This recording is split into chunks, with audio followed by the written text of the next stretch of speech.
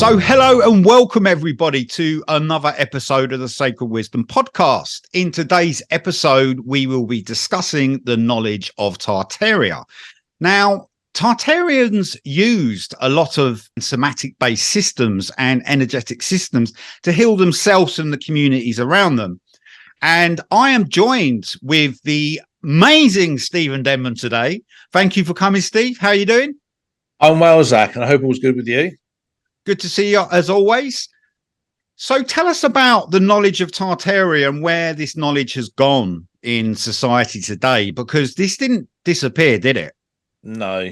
So again, we need to really look back, going back thousands of years. So we've got to remember that the populations of the Tartarian Aryans established a foundational civilization that really represented the fact they were the survivors and the genetic descendants of both the Nordic Hyperboreans and the Scythian Aryans. And they had carried their musical knowledge through many generations from the time of Hyperborea, when it existed as a civilization, both in northern Russia and many other areas across the Arctic North Polar region. We know that the Scythian Aryans, they were experts in the use of different musical instruments, such as the harp. They had a type of guitar that was very similar to the kind of guitars that you see today. That rock musicians will use in studio albums and live events. We know that there was that sense of a musical understanding going back. So they becoming literally the individuals who had carried and received and cherished that musical knowledge, which was really kind of focused on somatic-based occult technology. We've got to remember that the inception of the rudimentary basis that then became the Tartarian civilization, it occurred around the 16th of February, 458 BC. But the political basis of Great Tartaria was actually founded much later on, in terms of its geopolitical definition, around the 4th of October, 1586. That's when it became officially known, if you like, as Great Tartaria.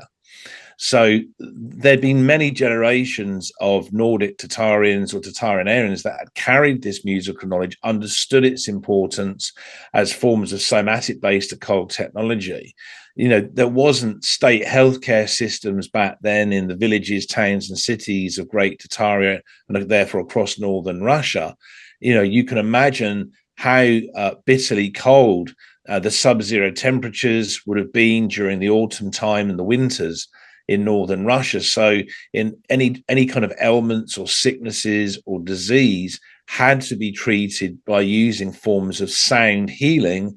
And obviously the Tartarians became rather expert in this field.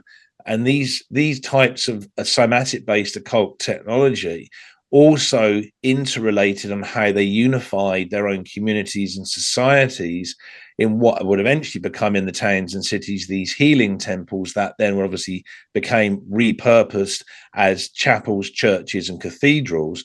And at the center of these incredible premises was the use of various forms of light therapy and color therapy. Well, we know with the chords that chords actually attune to each of the chakras, don't we? That is correct. That is just part of that is very well known in today's systems, right? They obviously don't use it, but that's very well known of, isn't it? Yeah, most people recognize. I mean, the word chakra obviously is a Sanskrit word, and it can mean wheel, but it can also mean vortex. And to the Nordic Tartarians or the Tartarian Aryans, yes, they had their own scientific version of that kind of energy healing or energy medicine, but that was directly related to the sound healing and therefore the somatic based occult technology that they continually used. And so they would view these shall we say, these etheric discs as light vortexes, the 7 light vortexes that were interplaced evenly throughout specific locations in their own auras. And these had to be attuned. They were rotating in the right direction. They had to be in vibrational equilibria with each other. And so this was a very important process that was taking place. We have to remember, when you take a look across the communities and the societies of the Tunguski region and the Karaki region of central Tartaria, and the reason I mentioned that Pacific geographic kind of expanse in northern Russia was that was a great centralized location where there was a concentration of various healing temples with incredibly ornate architecture, beautiful fenestration in the windows, the huge archway doors. And these were seen as really important buildings where there was a lot of sound healing that took place. They were all constructed on essential or key geomagnetic ley lines that intersected, creating dimensional vortices, and therefore, shall we say, a dimensional access point in different locations in these towns and cities of Great Tartaria and northern Russia into what we class now as the astral plane.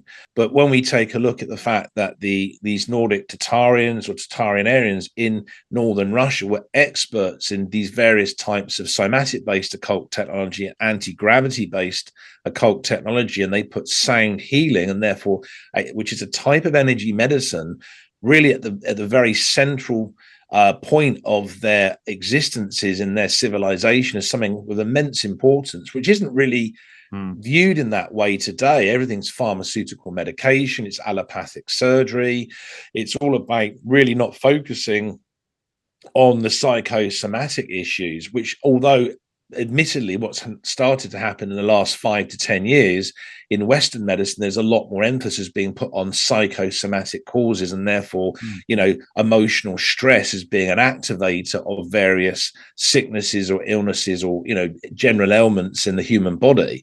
I mean, so we have the choirs of still today, so we still have that energy. Then the churches, right. So we still have and bell ringing as well.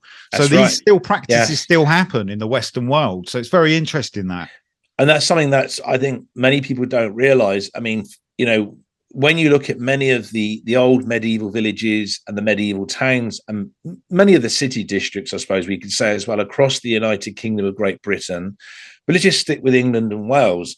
If you imagine, on a Sunday morning and they're ringing those church bells in that beautiful church spire, calling the congregation or the laity who are Christians to attend church, and then that vicar then is going to literally read passages from the Bible. What's created is a sound resonant. It's calling out, creating soothing tonal patterns with the actual metal church bell, resonating out across those urban areas. And there is something rather beautiful and harmonious and very tranquil about that. I've always found it quite mesmerizing, very relaxing. So that's a tiny fraction. That's not even 10% of the potential of what was actually going on literally 24 hours a day, 7 days a week in, week out, month after month, year after year after year, for centuries and possibly even aeons of time in Great Tartaria, where such adulated importance was placed on sound healing as the basis of their own unity as communities and societies, but also their own biological optimal health to sustain their civilization and to protect their borders and their cultural and scientific identities. These are things today that there's no emphasis placed on them at all. Yeah. And when you look at the Tungusi region and the Karaki region of central Tartaria, what you're looking at is this vast expanse in that part of northern Russia, not far from the polar Urals and the northern Urals, in what is now known as the Yamalo-Nenets Autonomous Okrug in central Russia, which is technically still part of northern Russia, but it's north central Russia.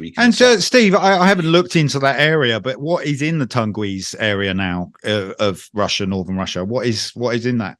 Well, the Tungusi region, the only word that it's similar to today is Tunguska, which is part of Siberia, which therefore is part of Eurasia and northern Russia.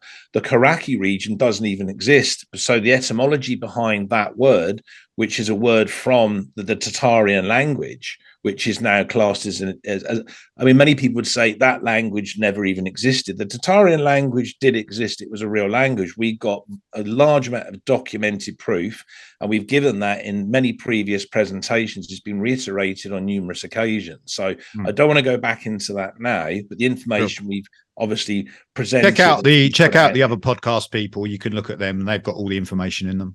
The Tungusi region today is just literally a semi-arid, almost subarctic expanse. There's large number of trees which are part of the Russian taiga coniferous forests in that area, but there's also large, sparse, open fields or meadows that go on for thousands of acres in different directions. Yeah, and you wouldn't even today, if you were to walk there, you could take a party of orienteers or campers out there to go for 7 days or 14 days. And you would never know there was something existed there. Yeah, exactly. You would never believe there were these vast edifices, these ornate palaces, these stately mansions, these vast, incredibly ornate and beautiful and elegant looking healing temples. And we have to remember that they had carried on the civilization of the Hyperboreans, as been this case with the Scythian Aryans. So these Tartarians would have had the remnants of probably the Hyperborean pyramids built, at the perimeter, or they were already in existence in the center of their towns and cities. And all of that was also destroyed through tectonic activity, through the first mud flood, the second mud flood, and the third mud flood, and various cataclysmic atmospheric events that really completely destroyed that incredible civilization in northern Russia. And so all that cymatic-based occult technology, all their incredible knowledge concerning sound healing as a form of energy medicine was lost. It was literally deleted from history.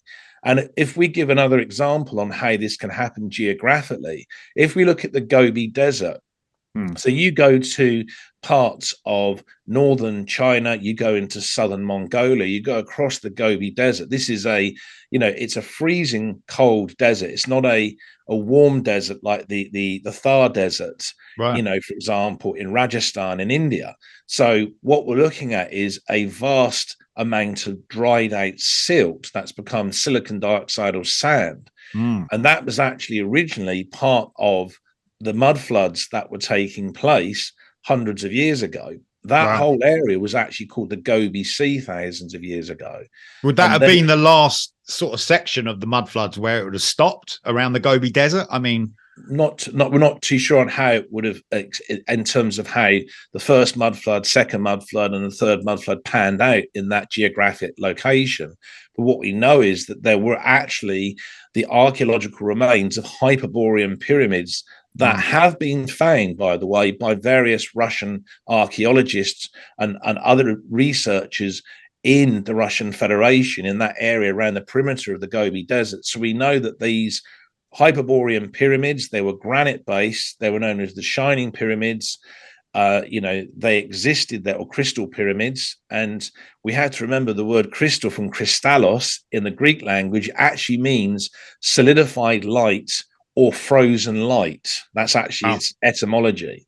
And that's really what a crystal is. It's literally like light that is almost slowed down and captured in some kind of rudimentary geometric structure.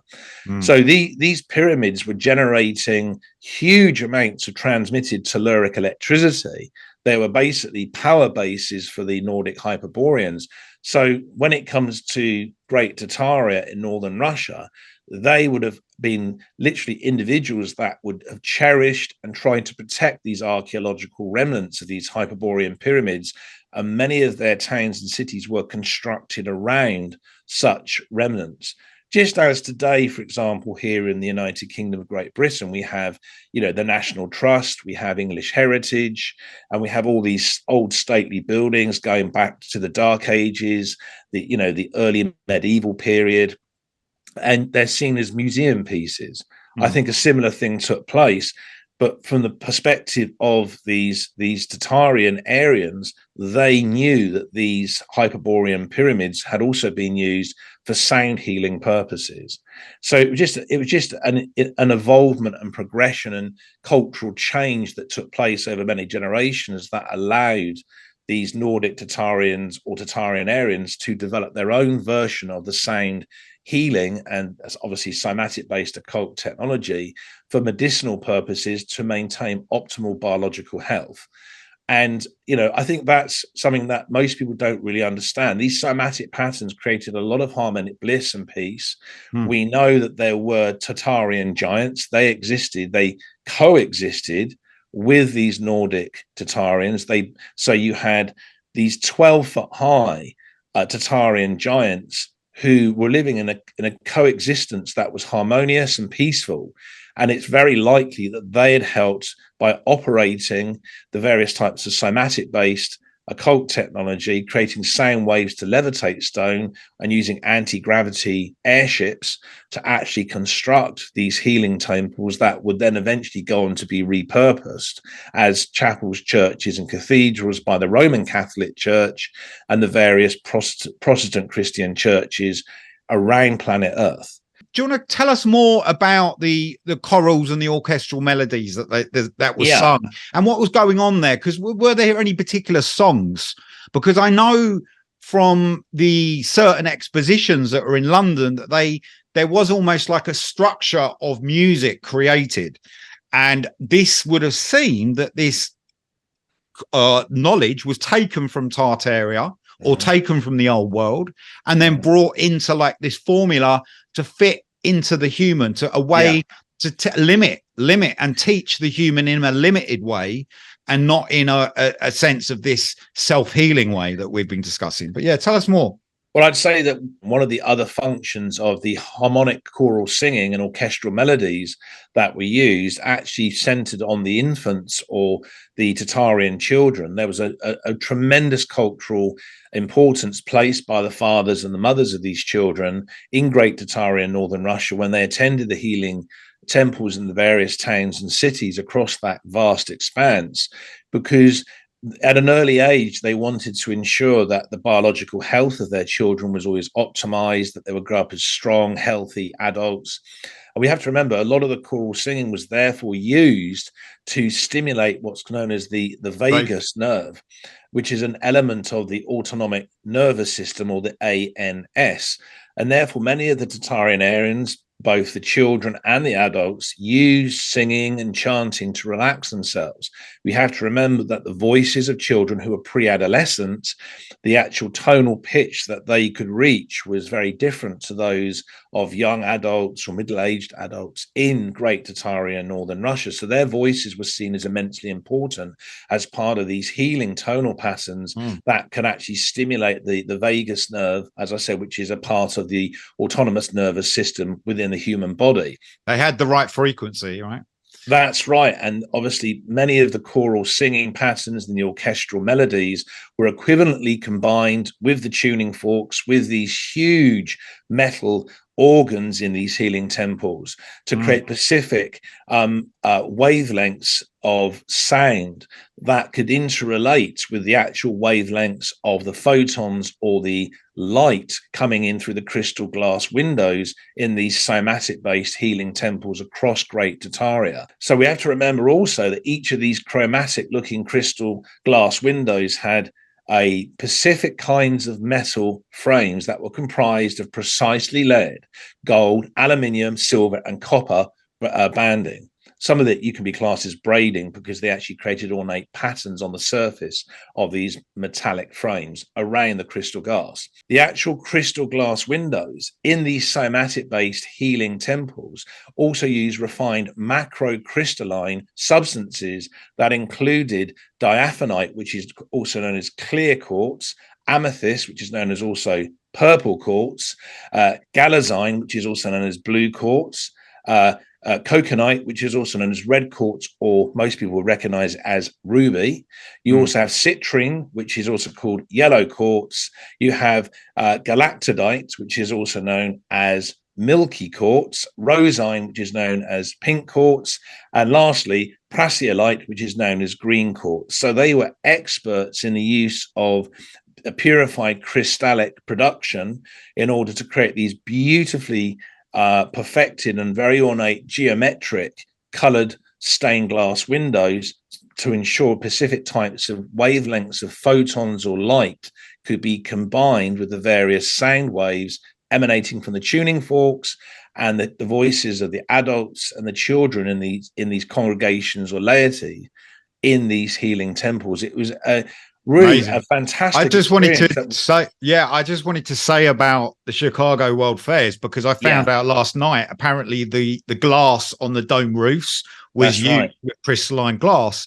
Now, I know a lot of people debate about, whether or not these were there before and built in 2-year periods and all this, but you just really have to ask a simple question there. Why would someone build a structure and put crystalline quartz in the glass roof? That's right. If that was only going to be a temporary structure, really seriously ask some big questions there. Whatever people believe and construction photographs you think are there, it's very interesting, that all the world fairs, because all the world fairs contained all this information as well, and they sold it on as well, didn't they? They were selling it at the world fairs. Yeah. So when you look at the different world fairs, you take and then connect that to many of the cityscapes of the old world order, that we can say were remnants of Great Tartaria and its colonies around planet Earth.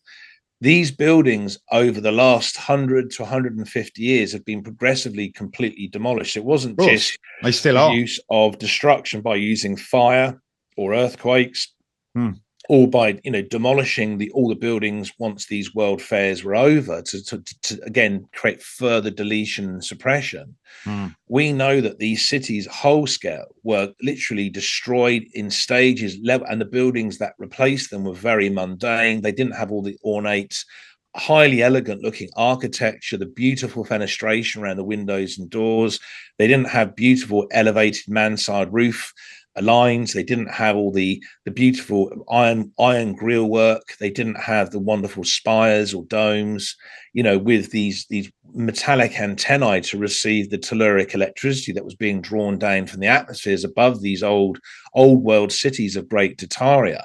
So the same thing happened with the somatic based healing temples and the shutting down of their original function, which was they were literally for sound healing purposes for the congregational laities of Great Tartaria, northern Russia. But that was duplicated culturally across towns and cities in the various colonies of Great Tartaria in places across Eastern Europe, Western Europe, the United States of America and Canada and so forth, and even down into different countries like Argentina in Chile and South America. And if you go even across to countries like Australia and New Zealand, there's a lot of evidence for remnant Tartarian architecture there. So it was a worldwide Australia, India, I mean, it goes on empire. and on. Oh, India is northern India is full of these ornate buildings. The Lock Siege, I think it was the Lock Siege, where they just blew up. They blew up all these beautiful ornate buildings, Baroque architecture, absolutely beautiful. And I mean, like we did the Seat de Laval, that's actually how I found out about that place. What about people that have been involved in healers and clairvoyance and people like this throughout the time? Obviously, you got the famous ones like Eckhart Case and things like this, but there's been a lot of people. So tell us some information about these healers and people that existed during the 1800s that had this esoteric knowledge about, with spiritualism and stuff like this. I mean, I know we've discussed the theory of possible reincarnation of soul personalities from Great Tartaria in northern Russia, and the emergence of very famous, shall we say, alternative scientists in mainland Europe. I mean, we've already done a Sacred Wisdom podcast discussing that information and theorizing and speculating over that idea. But I would say if we further roll that speculation out, and again, we're looking at the fantastic work of Michael Newton in his 2 books, Journey of Souls and Destiny of Souls, and the client case studies of Dolores Cannon and numerous other clinical hypnotherapists in the United States of America and Canada and many other places on planet Earth over the last 40 to 50 years. What we have to say is it the case, again, can we posit the idea that when it comes to the use of sound healing and light healing, or light healing and sound healing, whichever way you want to put it, could many of the soul personalities of these sound healers, who would have been temple priests, for want of a better phrase, in these healing temples that were then repurposed as chapels, churches, cathedrals, Yeah. then those soul personalities reincarnate in various countries and try to continue some of the elements or aspects of those incredible teachings to try and create some smaller scale awakening of human consciousness. So well, I'm going to give some examples of this here. So we have an individual whose name was Augustus James Pleasanton, also known as A.J. Pleasanton. He was born on the 21st of January, 1808 in Washington, D.C. in the eastern United States. Now, he invented the usage of what's known today as chromotherapy, also defined as color therapy or colorology, and chromotherapy without the letter H in it. He wrote a very interesting book called The Influence of the Blue Ray of the Sunlight and of the Blue Color of the Sky. That was published in 1876. Right. We have another individual by the name of Dr. Seth Pancoast. He was born on the 28th of July, 1823, in the city of Philadelphia in Pennsylvania, in the northeastern United States. And with his scientific colleague, Edwin Dwight Babbitt, who was born on the 1st of February, 1828 in New York City in the mid-Atlantic United States, they conducted a large number of experiments on the wavelengths of light for medicinal healing purposes. They published 2 books, one of which was called Blue and Red Light, or Light and Its Rays as Medicine. That was published in 1877. And the other book was called The Principles of Light and Color. That was published in 1878. So that's just 2 small examples. And I've given the birth dates because I'm trying to key those in with what happened with the second mud flood, the Great Frost, the third mud flood, and the slow demise of Great Tartaria as this vast, incredible civilization in northern Russia. There was that period in 1850 to, like you said, it's around 1880, but it was like the whole color movement was devised. Artistically, you had lots of artists and people claiming colors, almost like that they invented colors. So you had a lot of this going on, and it was way before then that we knew about color and we understood color, but it was almost condensed into a form like we spoke about. I believe to kind of influence this mechanical based society, to create this mechanistic way of thinking, when actually that's right. Yes, it did do. It was almost in a way used as to spiritually counteract the mechanization and industrialization that was going on in the Western world. I just want to mention about there's a lady called Hilma of Klint. Now, Hilma A.F. Klint, she was a Swedish artist, and she was born in 1862 and died in 1944. She didn't want her work released for 20 years after her death, and this was due to political reasons, and also because what she touched on was a very spiritual knowledge, and she believed the world was not actually ready for her work, and which, I don't know, maybe kind of egotistical, but I also think she did it for safety purposes. Clint's paintings used like bold colors and geometric shapes, and they had like a lot of spiritual symbolism in them. She was inspired by the interest of theosophy, which was a spiritual movement that emerged in the late 19th century. Theosophists believe that the universe is interconnected, that there is a latent divinity within all of us. Women, especially women at that time, they had to be very careful about what they were saying.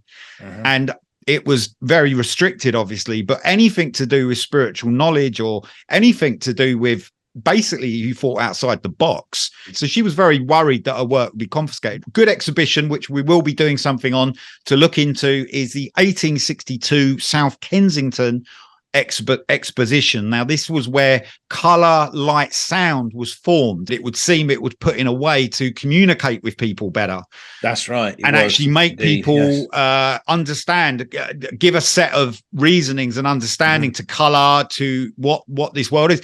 It's kind of interesting, but also as well, I feel like it was almost holding information back from us, which we're discussing now, which we already knew about. That's right.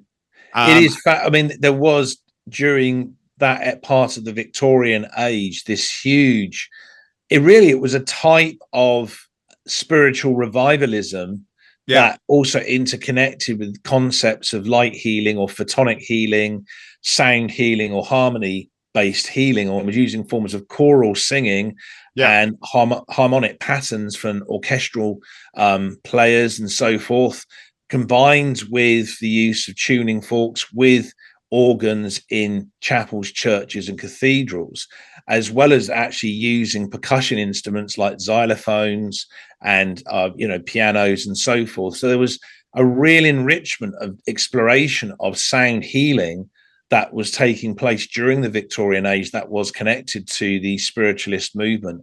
I think another individual that I think is very important to mention, that I think he will be very familiar to many people, is John Harvey Kellogg. He was born on the 26th of February, 1852 in the Tyrone Township of Livingston County in South Michigan in the United States. Now, he developed phototherapy, also known as heliotherapy. He also developed electrotherapy along with hydrotherapy. He was trying to combine, water and light and various kinds of healing in those areas. Now, although most individuals know more about the breakfast cereals that he commercially produced, it's funny, so ironic, isn't it? From healing to breakfast cereals are crazy. Yes. But I mean, originally, just say on the side note, when John Harvey Kellogg produced those, originally all those breakfasters were so that again, all those breakfast cereals were actually used for medicinal purposes. They weren't meant to be used as just general food consumption products. But there was apparently they're one of the most unhealthiest form of breakfasts now. So apparently, well, any processed breakfast cereal tends to be. But John Harvey Kellogg then displayed what he called the incandescent light bath, and he managed to produce this device by the 24th of June 1891 at the World's Columbian Exposition that many people know as the Chicago World's Fair, that was opened on the 1st of May 1893 and closed on the 30th of October 1893.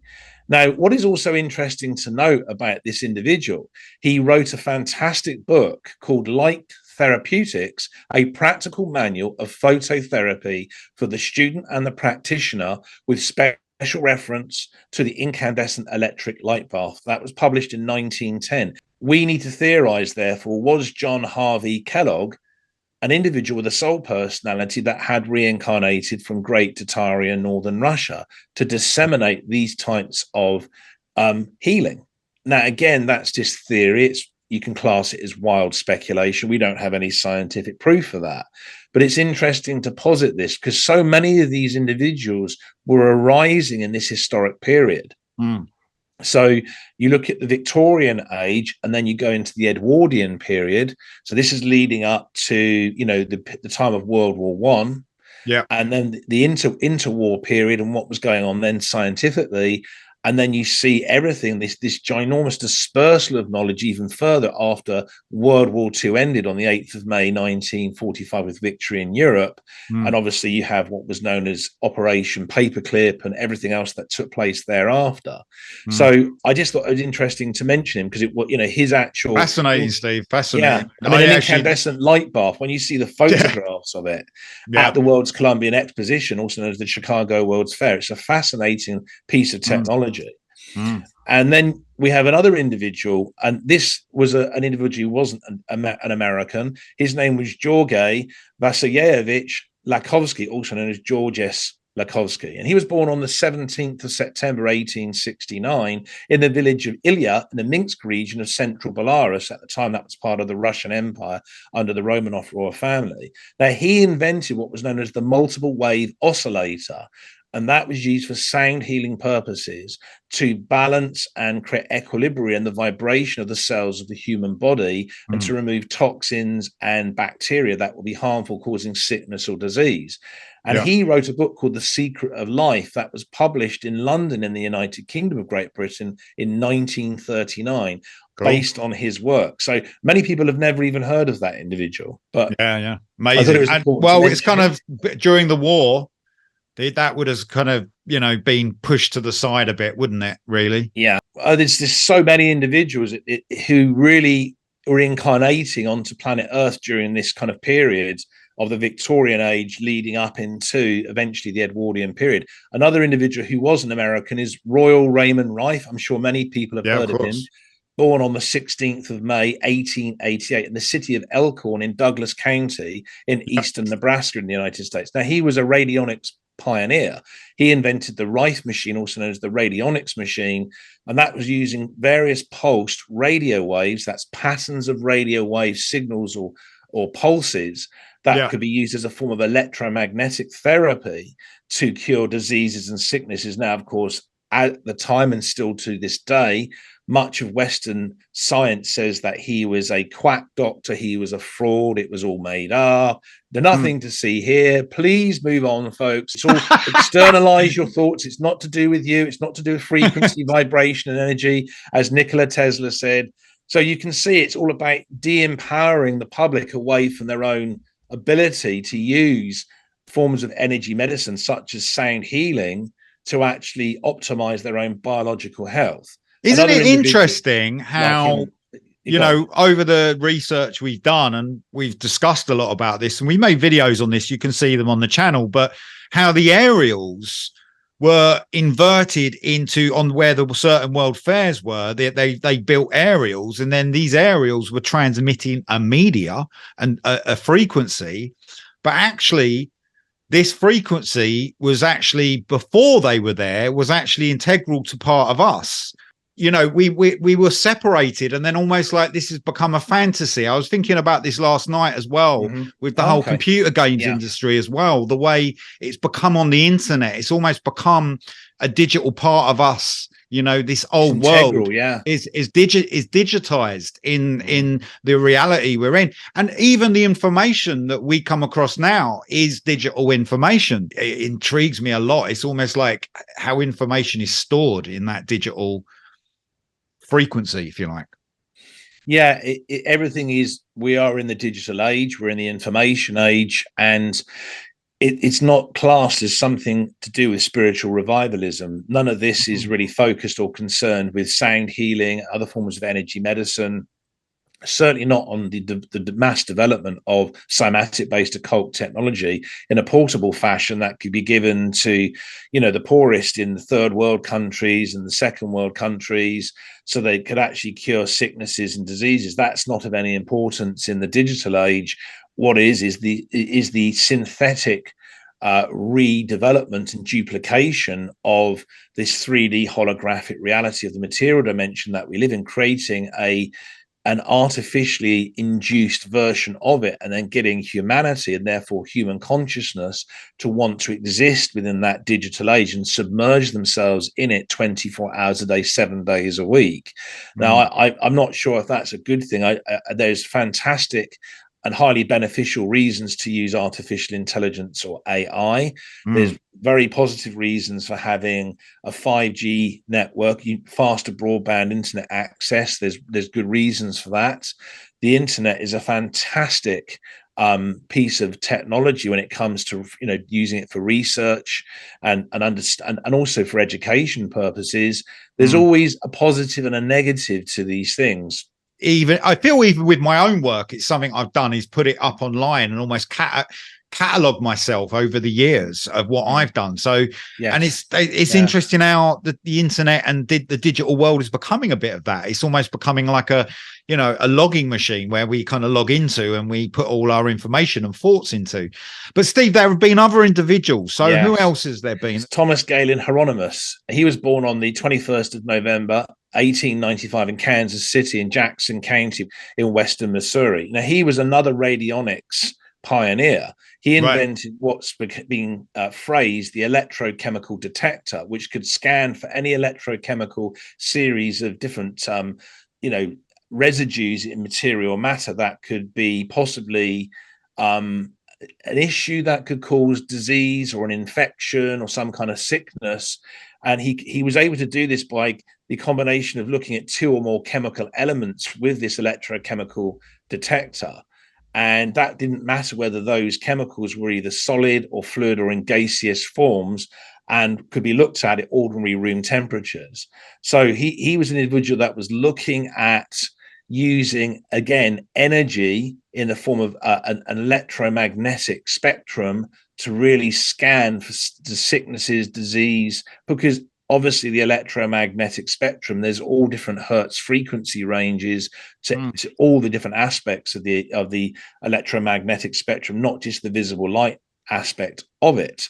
So this electrochemical detector which he produced was actually defined with the specific phrase, detection of emanations from materials and measurement of the volumes thereof, with patent number US 2482773A. Wow.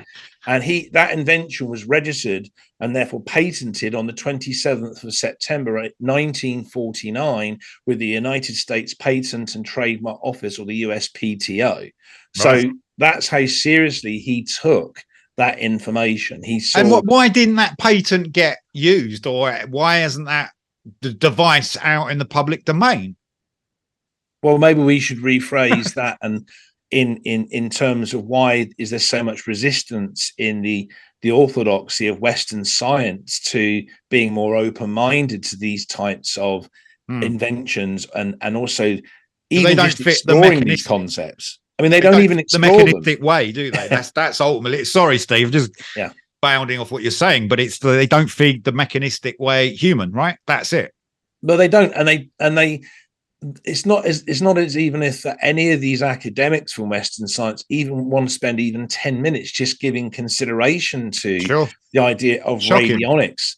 But the truth of the matter is, there is a lot of scientific proof. It may not be in much of Western medicine, but there's certainly a lot of scientific proof that shows that sound healing is highly beneficial.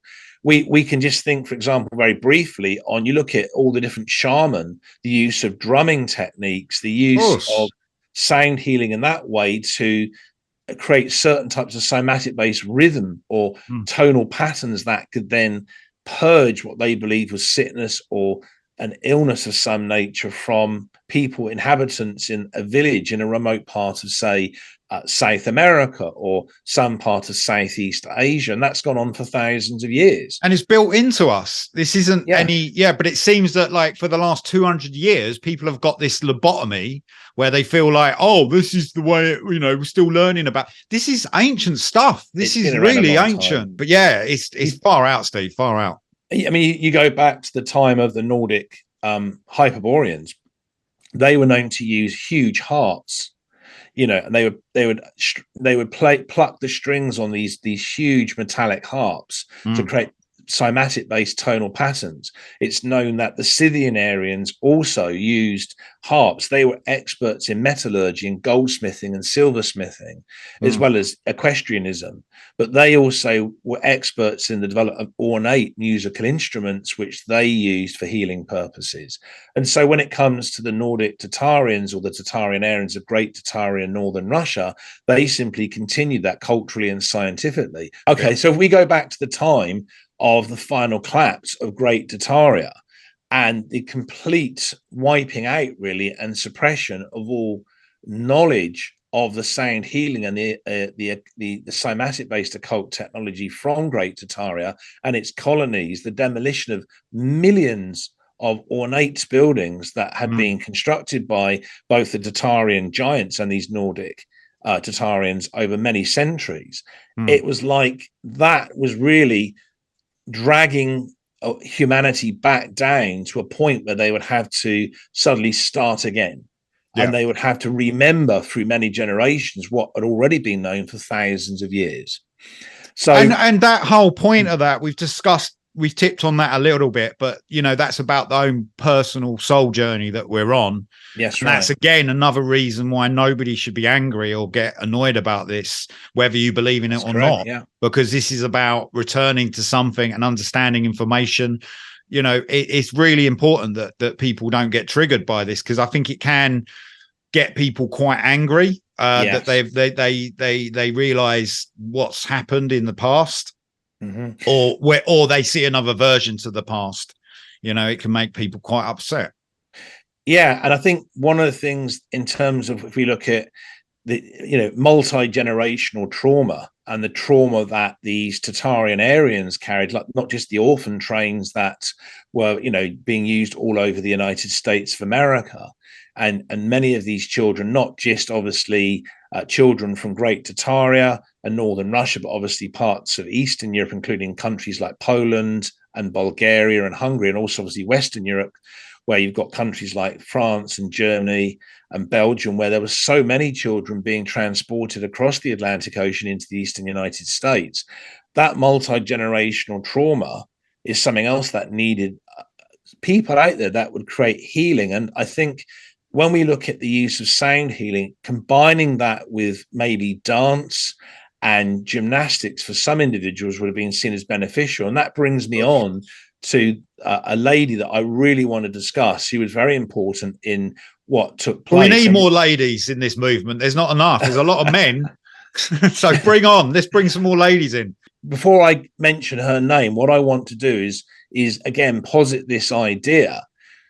Did this lady have the sole personality of a temple priest or a temple priestess that was obviously facilitating sound healing exercises, and workshops for the congregational laity of Nordic Tartarians and, in some town or city in northern Russia? Again, this is theorizing, it's speculation. We've got no scientific proof of that. But this lady's name was Charlotte Ermengarde Selva. She was born on the 4th of April, 1901. So we're coming in the Victorian age. And she was born in the Ruhrort district of Duisburg, which is a city in the North Rhine-Westphalia of Western Germany. Now, she promoted music therapy or musical therapy by the use of tonal patterns and rhythms combined with the use of dance routines and elegant postures and gymnastics to create a positive medicinal outcome in the human body. Lovely. And many of the actual concepts of Charlotte Ermengarde Selva actually became known by the phrase as sensory awareness. That's a capital S and a capital A. And her concepts and teachings actually had a huge cultural influence, believe it or not, in the United States of America, where the teachings of the sensory awareness that she had created had influenced the development of what it became known sociologically as the Human Potential Movement, or HPM, during 1964 in the United States of America. So that is a really positive thing. So she had moved from just using sound healing, the use of chanting and singing, creating tonal patterns, into using almost like a form of kinesiology through the use of dance routines and elegant postures and gymnastics, combining both together. And it was designed to release a lot of psychosomatic emotional stress, to release diseases and sicknesses from the body through sweating them out, almost like forms of toxins being released from the human body. She was quite a profound individual. And it is still going on in pockets, but maybe not people are as conscious as they could be to it. But it is sort of going on in society, this in a different form, which is kind of interesting. But it would be lovely if people were conscious to it, because when you're conscious to it, that's when the integration and the real healing can happen. And that's a beautiful thing. But Steve, a fascinating talk. There's a lot of people we could talk about in this. Is there anybody else you'd like to discuss? Yeah, just briefly, I'd like to mention Hulda Rieger Clark, who was born on the 18th of October 1928 in the town of Rosthern, which is actually located in central Saskatchewan in Western Canada. Now, she invented a scientific process called homeopathy, which combined electrotherapy and homeopathy. Again, we see this evolvement of remnants of the heat energy medicine from Great Tartaria being fused with other, shall we say, kind of natural practices to optimize human health. Hulda Rieger Clark also invented what is known as the synchrometer, which was a bioresonance device which could actually detect contaminants in substances such as in the blood of the human body.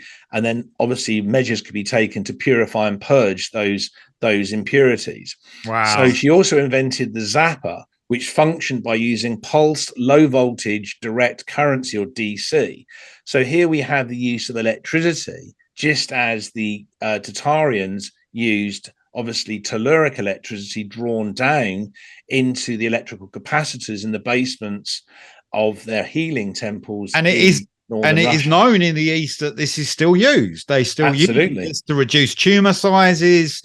being all sorts of things, cancers, Yes, disease in the body. So that's right. very real. And there is also, bringing it up to date, what people, I hear people talk about quite a lot, are the med beds, and this That's right. concept Yes. that these Yeah. sort of rooms you can go into, or little pods, and they can basically instantly heal your body of anything going on, right? Yes. What do you think about the med beds? Do you think they're real? I think it's all disinformation. Oh, right, really? Okay. I think it's forms of hopium. Yeah, It's yeah. designed to give people this idea. Well, it doesn't matter what's happening now. Don't focus on yourself, because Don't eat what you like. Don't worry about a thing. Yeah, this great the occult med beds are coming. The technology. quantum finance, all this stuff about the quantum finance. Yeah. JSR and SR, Yeah. all these, they're just wild conspiracy theories of really almost little to zero scientific validity. There are a lot of them just time wasting exercises. So there's another lady I'd like to mention. Okay, this lady's name is Eugenia Yuvashevna Sardis, but she became known to many individuals once she got married as Eugenia Yuvashevna Davitashvili. And she was born on the 22nd of July, 1949, in the city of Krasnodar, which is actually located in the Krasnodar Krai of North Caucasus region in southern Russia. She was a Russian faith healer. She cured numerous individuals of diseases and sicknesses. And Eugenia Yuvashevna Davitashvili honored the excellence of Great Tartaria because she talked many times about the Christ consciousness that was important in northern Russia and in southern Russia. She saw it as an immensely important subject to really give emphasis to. Again, we see that sort of connecting back to the healing temples of Great Tartaria, where the Christ consciousness was seen as this ultimate objective that all the individuals in the various villages, towns, and cities of Great Tartaria and across northern Russia and in the colonies of Tartaria around planet Earth had to achieve and try and maintain at all times. So she really emphasized what the Nordic Tartarians, and really what we can also class as the Tartarian Aryans, had spent their lives focusing on over many, many generations. She used her divine faith in conjunction with singing specific tonal patterns. She rhythmically conveyed these tonal patterns in a repetitive fashion to literally enhance her own faith healing abilities. So she recognized the use again of sound healing, that it could be combined with her own faith healing as a very spiritual and very, very compassionate lady. So I thought that was important to bring her details up, because many people have never even heard of this lady. So there's a certain tones that we can hit other people with, and especially when we're family members, the sounds we with each other are very important because they resonate at an early age, so they connect with us in a deep level. So when we sing or we voice something to our family, this is why this energy is carried. There's a healing, there's a convergence of information. That's and on a much deeper level. So, going back what you're saying about the Tartarian families coming together and singing, how important that was for the family unit, because it unifies the family and it unifies people together, not just communities. Like, this is a much deeper reality than we see, and we're told obviously this is it, and we have these places and things around it, but there's a lot of frequencies operating on a much deeper level that we are unaware too. And these are sort of ways we can connect, all these healing methods: singing, meditation, yoga, dance, different ways, drumming, playing an instrument, whatever it is. These are ways we can connect with that inner self and hear that information in ourselves.